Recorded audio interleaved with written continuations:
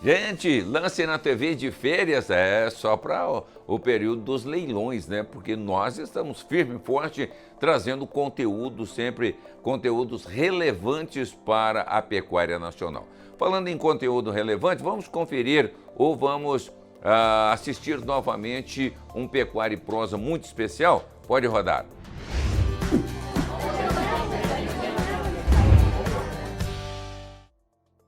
Pecuária e Prosa de hoje traz uma conversa muito interessante com o Tunico Grise, da Fazenda Santanice, aqui para compartilhar conosco um pouco dessa história. E nós precisamos começar falando da história da fazenda para entender o estágio que vocês se encontram, né, Tunico?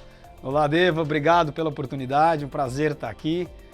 A Fazenda Santanice tem uma história bonita, longa, né? É um trabalho de melhoramento genético que começou em 1940, na época com o antigo proprietário da fazenda, o Dr. Oscar Martinez. O Dr. Oscar era um dos principais criadores do seu tempo, talvez o principal cliente do seu Torres. Chegou a ter na Santanice, o Dr. Oscar, 500 filhas do Schumacher, trabalhadas numa mesma estação. Então foi um trabalho muito bem conduzido por ele e nós tivemos muita sorte. Meu pai adquiriu a Santanice em 1983, um rebanho com praticamente 40 anos de melhoramento genético.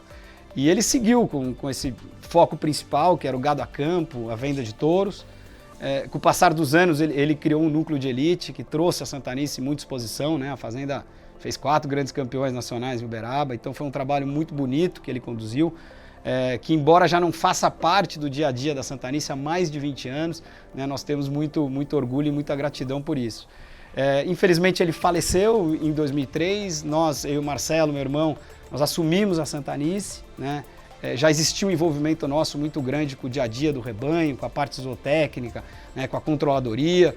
Desde muito cedo nós questionamos algumas linhagens do trabalho de elite, conseguimos convencer nosso pai a utilizar alguns touros que hoje foram e são muito importantes na raça Nelore, isso na década de 90, né? O Quark, o 16, o Marisco, o Rambo, o Zefec, entre tantos outros, que foram justamente as linhagens que nós passamos a multiplicar quando nosso pai faleceu e nós liquidamos com o rebanho de elite.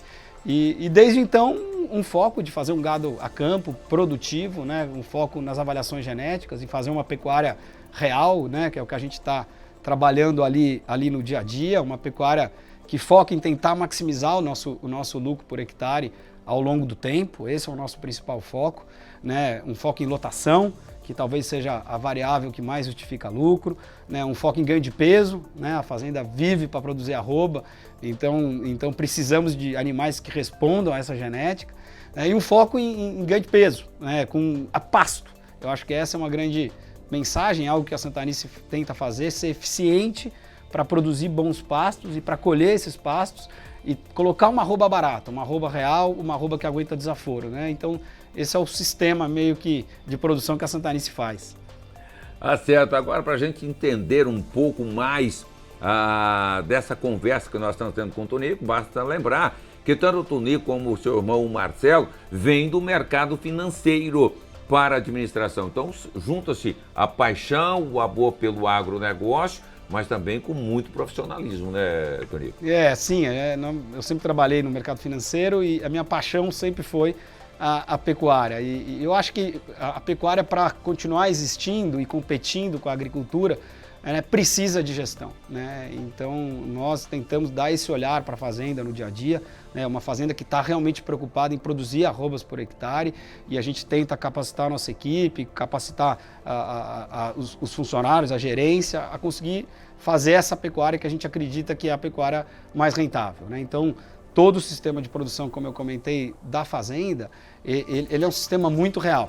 É um sistema que a gente quer produzir arroba pasto, nenhuma vaca dentro da Santanice, uma multípara, recebe suplementação, apenas sal mineral, a fazenda não trabalha com creep feed, todas as recrias na fazenda, tanto os machos quanto as fêmeas, recebem uma suplementação que não passa de meia grama por quilo de peso vivo em anos normais, né? Então a gente tenta selecionar os indivíduos superiores dentro do sistema que a gente acredita, né? E esse sistema é exatamente igual tanto para a nossa pecuária de corte quanto para a nossa pecuária seletiva, que é onde a gente faz, né, o melhoramento genético que a gente disponibiliza para o mercado.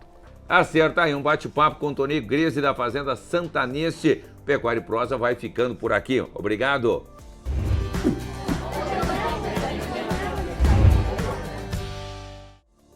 E nós temos mais novidades aqui no Pecuária e Prosa. Pode rodar.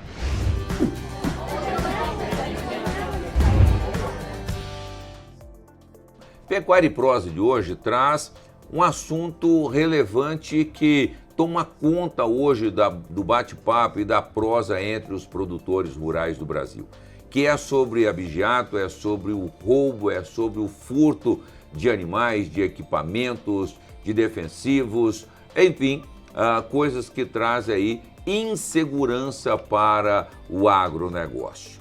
E eu estou aqui recebendo o Carlos Zumerli, ele que é técnico em segurança, né? Então, é importante esse trabalho, Carlos, de entendermos essa questão do furto, do roubo, da insegurança do agro. Muito se fala e nós queremos começar a esmiuçar sobre isso.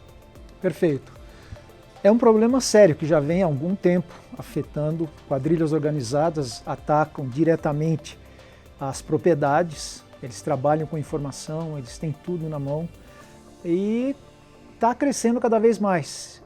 A gente sabe que o ladrão entra, às vezes quando ele é preso, ele entra por uma porta e sai pela outra da delegacia, a impunidade aí está solta e nós temos que nos defender, nós temos que nos unir contra esse tipo de coisa.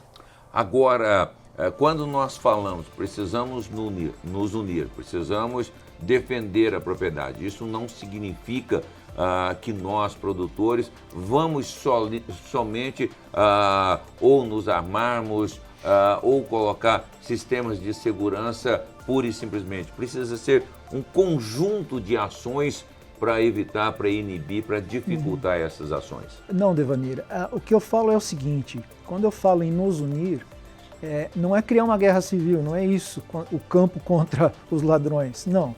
Nos unirmos, por exemplo, segurança compartilhada.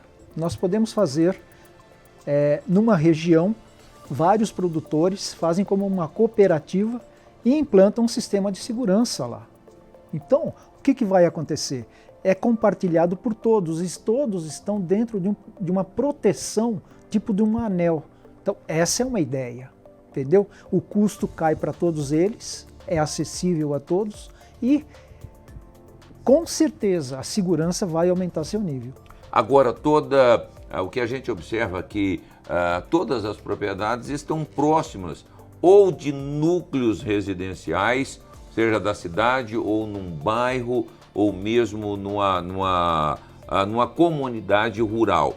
Você diz que esses conjuntos, esses anéis, deveriam ser criados, vários anéis desses, em cada município.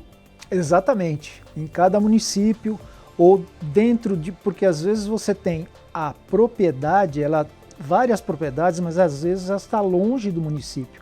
Então você cria uma comunidade lá, tá ok? E sempre envolvendo a polícia, sempre tendo a polícia te apoiando, porque eles são os órgãos oficiais repressores ao crime. Eu costumo dizer, Divani, que o problema é o seguinte, não deixar acontecer. Perfeito. A prevenção é tudo em segurança, porque depois que aconteceu foi. Você vai sofrer, você vai ter dor de cabeça, você não tem como recuperar.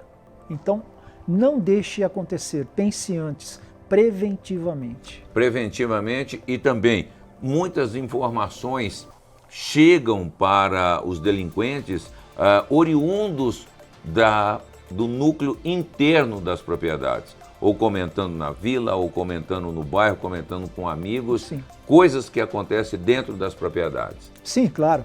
Existe um campo de informações aí muito grande. Você pensa que só nós que temos a informação, então nós temos dados, né?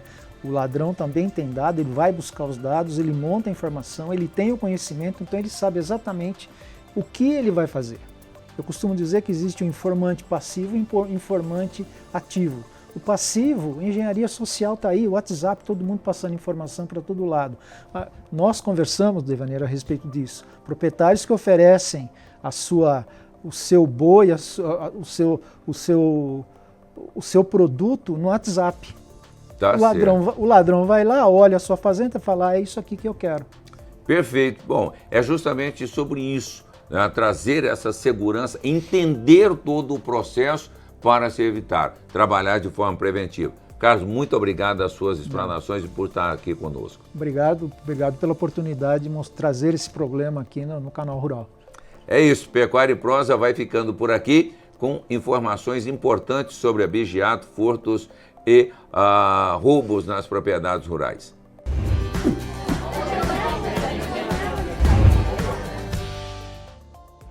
Viram só que bacana? Isso é um show de oportunidades. Agora nós vamos a um breve intervalo comercial, mas será rapidinho, estaremos de volta com mais informações.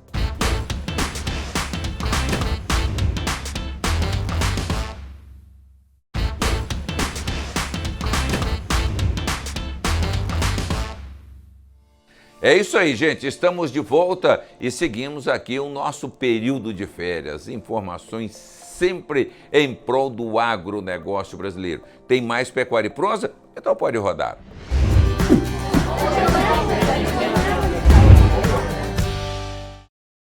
Pecuária e Prosa de hoje vai destacar o trabalho da produtora brasileira e principalmente com a presença da nossa embaixadora Sônia Bonato, do Congresso Nacional das Mulheres. Sônia, mais uma vez, obrigado por estar nos atendendo. O Congresso acontece anualmente, isso mudou, né? É um encontro, a troca de informações que acontece uma vez por ano, para mostrar e também trazer informações para as participantes. Primeiro, obrigada pelo convite aqui, de estar com vocês aqui, principalmente de falar sobre o Congresso Nacional, que é um evento feito exclusivamente para mulheres, mas os homens podem participar. Perfeito.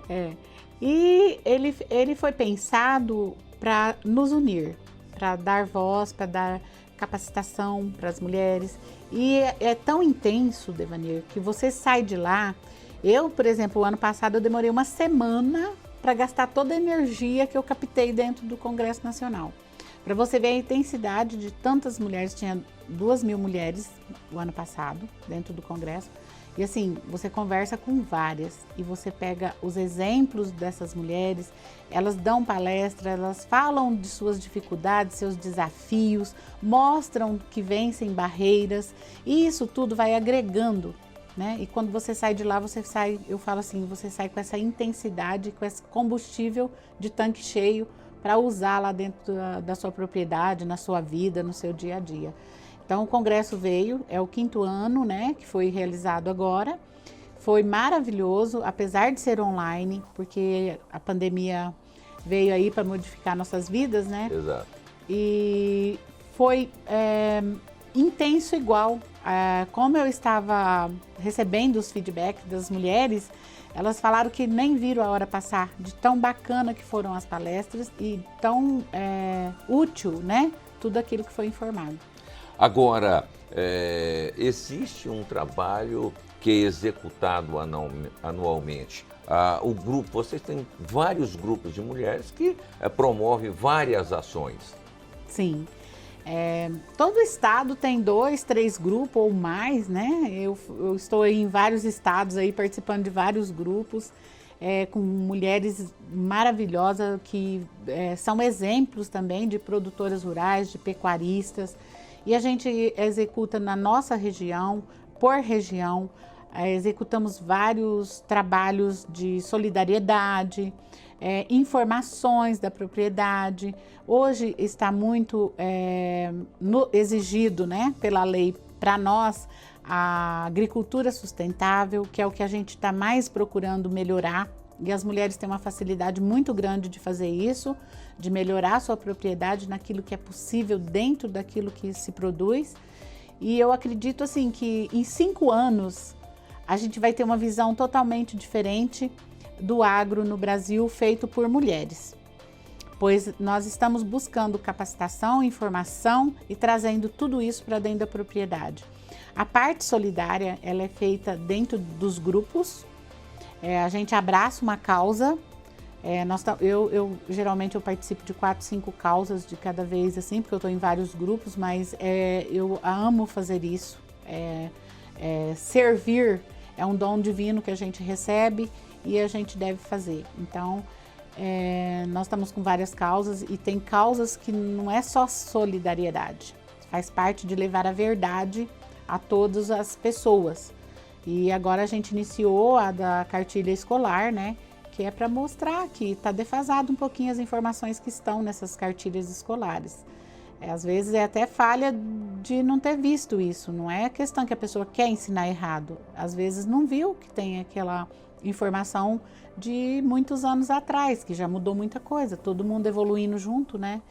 E a tecnologia está aí para nos ajudar.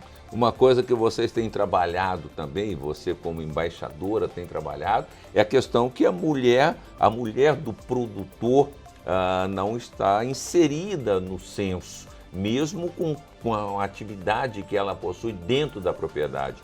Isso também é um objetivo para ser trabalhado agora? Eu acredito que nós vamos ter mudanças em breve, assim, até porque a própria mulher que quer fazer alguma coisa, ela é impedida por lei por ser a esposa do produtor, porque o titular geralmente é o dono, né, o homem, né? Mas isso é uma cultura que a gente vai conseguindo mudar aí aos poucos, porque os homens foram criados para ser o dono da casa, o que mantém a casa, o que traz alimento para casa, e a mulher era a cuidadora da casa. E isso mudou, né? De uns anos para cá, a mulher e o homem são os responsáveis pelo lar. Só que as leis não acompanharam essa mudança. Perfeito. E eu acredito que isso vai acabar sendo bem estudado e adequado para que a gente possa fazer o mesmo trabalho junto com o marido, sem precisar, por exemplo, eu tive um problema na minha cidade que eu fui fazer declaração de vacina de aftosa, eu não poderia fazer, porque estava titular o meu marido.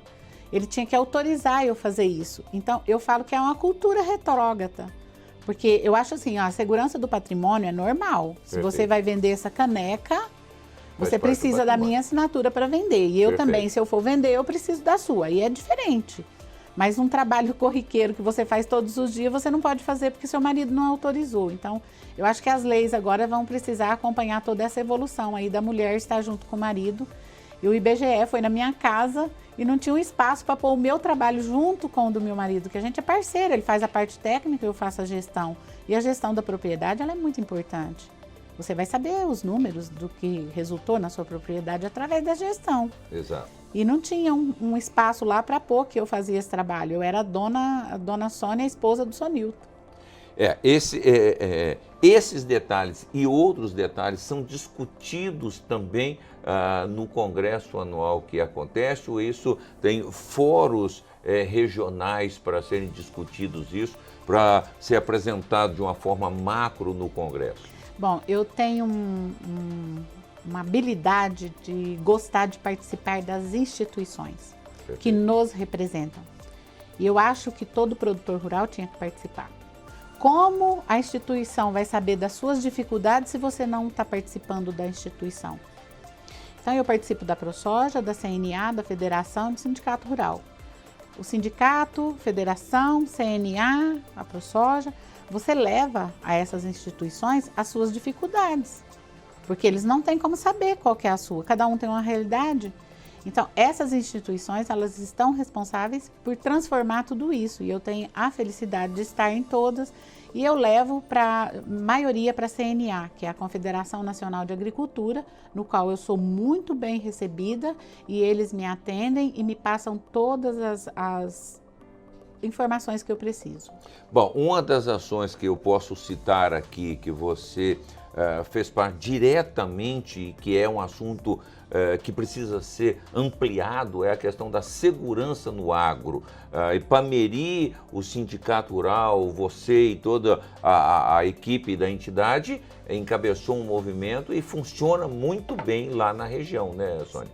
Sim, foi instituído assim em Catalão, né? Foi a primeira cidade que tomou a frente de tudo Tanto que eles têm drone, eles têm várias coisas para a patrulha rural trabalhar. Mas aí foi instituído em todo o estado através da federação. E eu participei das reuniões na época para formar essa patrulha rural, no qual nós, produtores rurais, temos um grupo que a gente informa naquele grupo o que está acontecendo ali na sua região, da sua fazenda. Ou então você fala direto com o comandante que está no grupo junto com a gente, você pode ir lá no privado e falar, olha, eu gostaria que vocês tomassem uma providência aqui que está acontecendo isso. Então, toda essa segurança que hoje o campo tem é devido à dedicação e ao produtor rural que foi lá reclamar que ele não estava tendo segurança no campo. E se você não falar para alguém que você precisa de alguma coisa, quais as suas necessidades, não vai acontecer, ninguém vai ficar preocupado com você. Então, eu falo sempre isso, vamos falar, vamos comunicar, né, o que a gente faz e também o que a gente precisa. Tá certo. Parabéns pela conquista mais uma vez, parabéns por defender o agro brasileiro, as mulheres do agro, e são representantes como você, que o Brasil tanto precisa e só tende a crescer. Então, muito obrigado mais uma vez. Eu que agradeço. Nós temos aí umas mulheres que são inspirações para nós, né, para continuar trabalhando, que é a Teca Vendramini na Sociedade Rural Brasileira, a nossa ministra que faz um trabalho espetacular na agricultura do Brasil para o mundo, e também outras mulheres que estão aí encabeçando vários grupos e trazendo para dentro e para fora da porteira essas informações. Muito obrigada. Eu que te agradeço. A CE Pecuária e Prosa vai ficando por aqui com informações realmente do Congresso Nacional das Mulheres.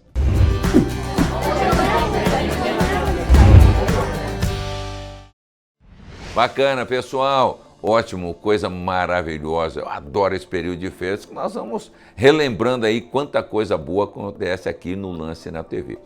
É isso, pessoal. Agradeço imensamente a sua companhia por hoje. Tenham todos uma ótima noite. Fiquem com Deus e até mais.